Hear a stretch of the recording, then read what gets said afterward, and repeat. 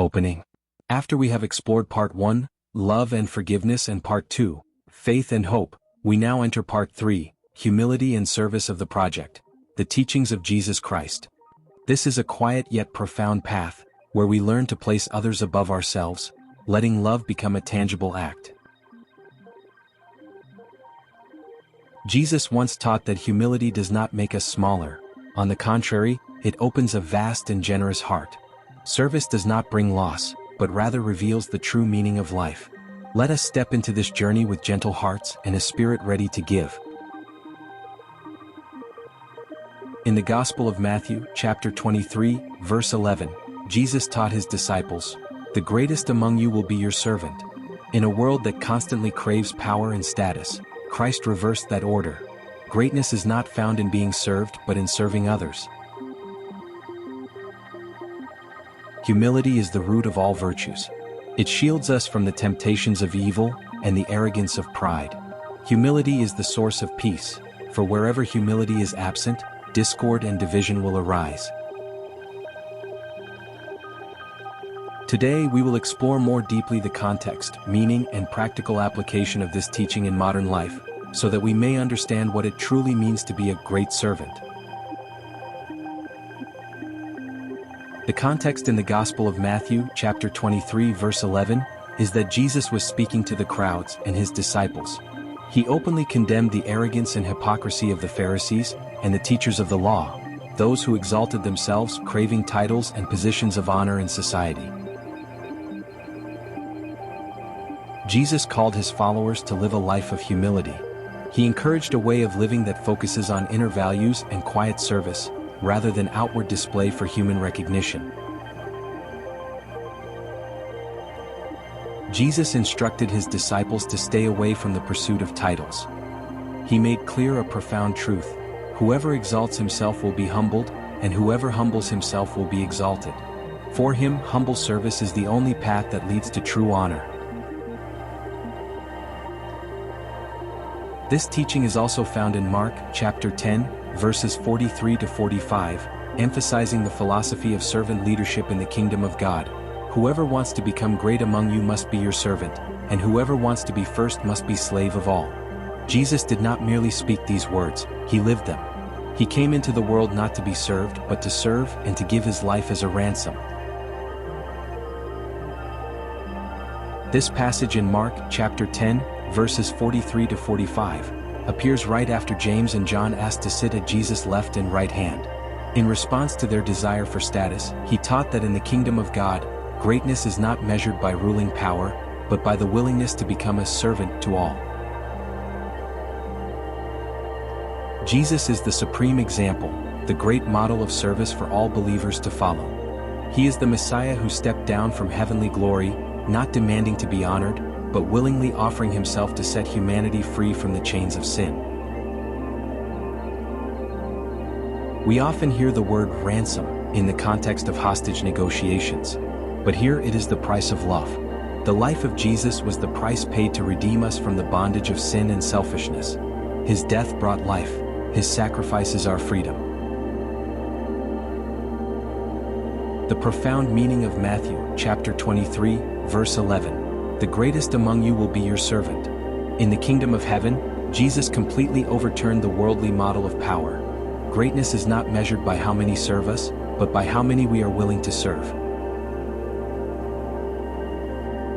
This teaching directly confronts pride and the craving for power or fame, affirming that true status comes only from a heart willing to humble itself in service to others. This is the supreme principle.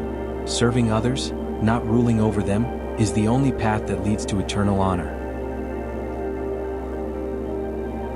Humility is not weakness, but inner strength that enables us to place the needs of others above selfish desires and personal gain, leading us to discover true freedom and genuine happiness. At the Last Supper, John chapter 13, verses 1 to 15, though he knew he had come from the kingdom of God and was about to return to his Father, Jesus did something no one expected. He rose from the table, took off his outer garment, wrapped a towel around his waist, and poured water into a basin.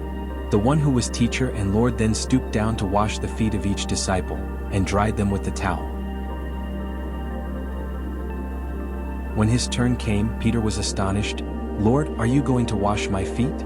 Jesus gently replied, "You do not realize now what I am doing, but later you will understand." Yet Peter insisted, "You shall never wash my feet." At that moment, Jesus affirmed a core truth: "Unless I wash you, you have no part with me," emphasizing communion through humility.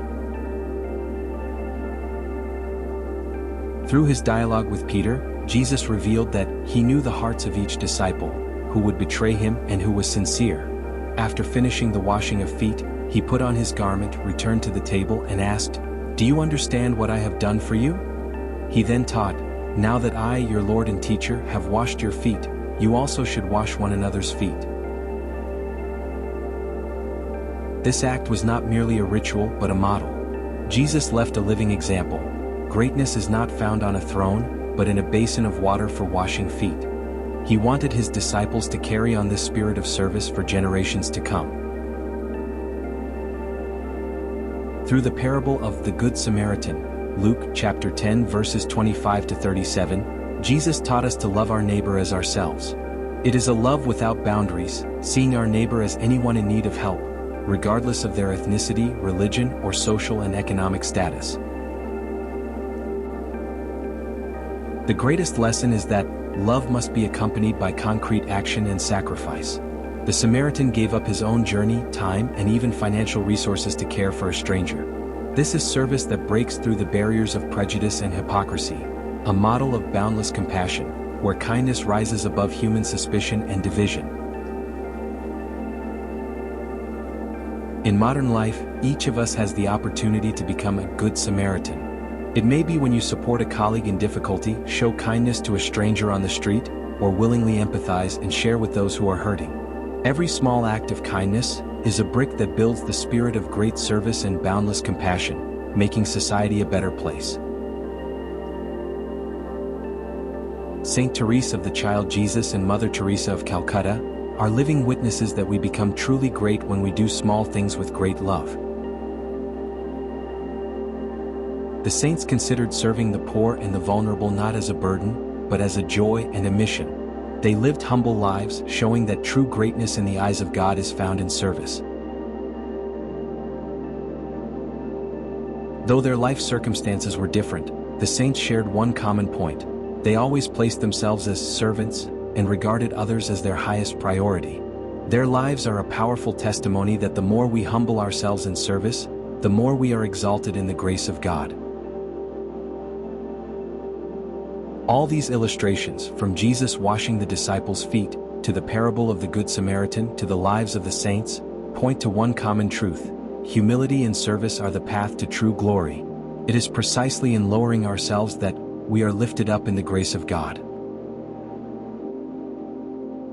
Every Catholic family is called to follow the example of the Holy Family, becoming a community of loving communion modeled on the Trinity.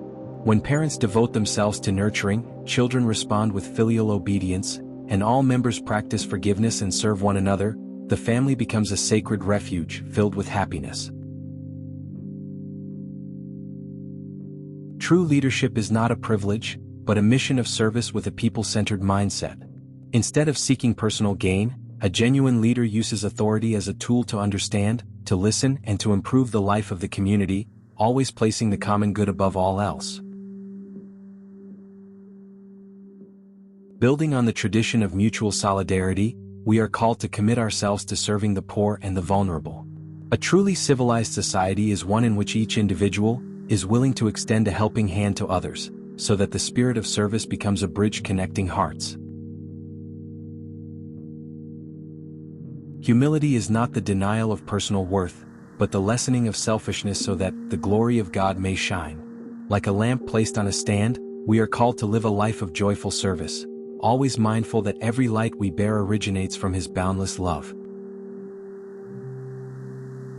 In every sphere of life, family, work, society, and personal spirituality, the call to humility and service remains the same. By living out this spirit in concrete acts of love, we not only transform our surroundings, but also allow the grace of God to shine through us, making the world more compassionate and humane.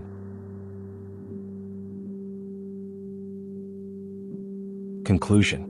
Through today's lesson, we have understood that true greatness in the kingdom of God does not come from power, but from the spirit of service modeled by Jesus. When we humble ourselves to lift up others, we not only become more like Christ, but also radiate his light of love into the world. Living a life of service is the way we become living witnesses of the kingdom of God here on earth. This is only the beginning of part 3, Humility and Service, a heartfelt invitation for each of us to transform our mindset and commit ourselves to the mission of love and profound humility. Lesson 1, Part 3 comes to a close, but the journey of humility and service continues. In Lesson 2, Part 3, we will explore another teaching of Jesus, Take up your cross and follow me, to learn how to become a light that shines for others. Thank you for journeying with me through Lesson 1, Part 3, The greatest among you will be your servant. On the path of humility and service, we learn together to live according to the example of Jesus, putting love into action and finding greatness in lifting others up. Service does not make us smaller, it is the way we become true witnesses of the kingdom of God. If this lesson has touched your heart, please like, share, and subscribe so that together we may spread the light of the gospel and the spirit of service to everyone. Live humbly, serve with love, transform life.